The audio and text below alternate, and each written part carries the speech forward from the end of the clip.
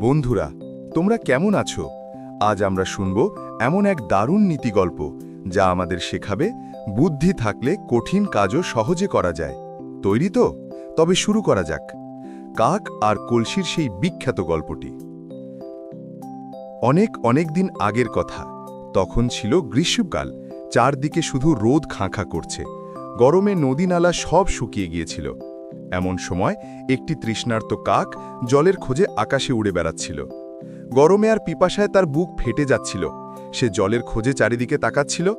উড়তে উড়তে সে একটা বাগানে একটা মাটির কলসি দেখতে পেল।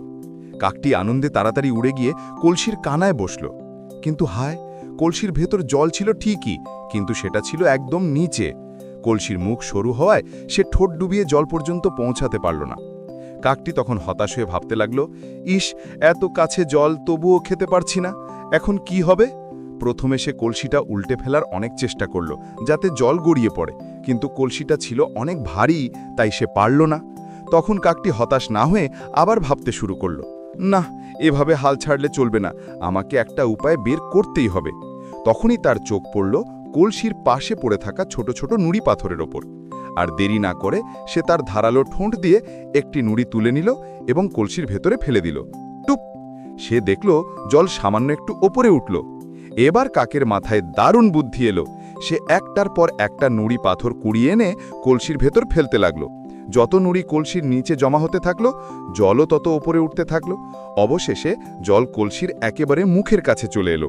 বুদ্ধিমান কাকটি তখন মনের আনন্দে পেট ভরে জলপান করল আর পিপাসা মিটিয়ে খুশিতে ডানা ঝাপটাতে ঝাপটাতে উড়তে উড়তে চলে গেল।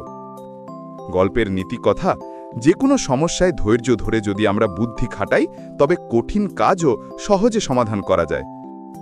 কেমন লাগলো তোমাদের চালাক কাকের গল্প? যদি এই দারুণ গল্পটা তোমার মনে আনন্দ দিয়ে থাকে এবং তুমিও যদি বুদ্ধিমান হতে চাও, তবে দেরি না করে এক্ষুনি ভিডিওতে একটা লাইক করে দাও। তোমার বন্ধুদের সাথে এই দারুণ গল্পটা শেয়ার করে দাও, যাতে তারাও এই চালাক কাকের গল্প জানতে পারে।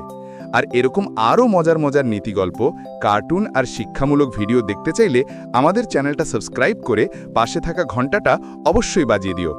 দেখা হবে পরের গল্পে। টাটা।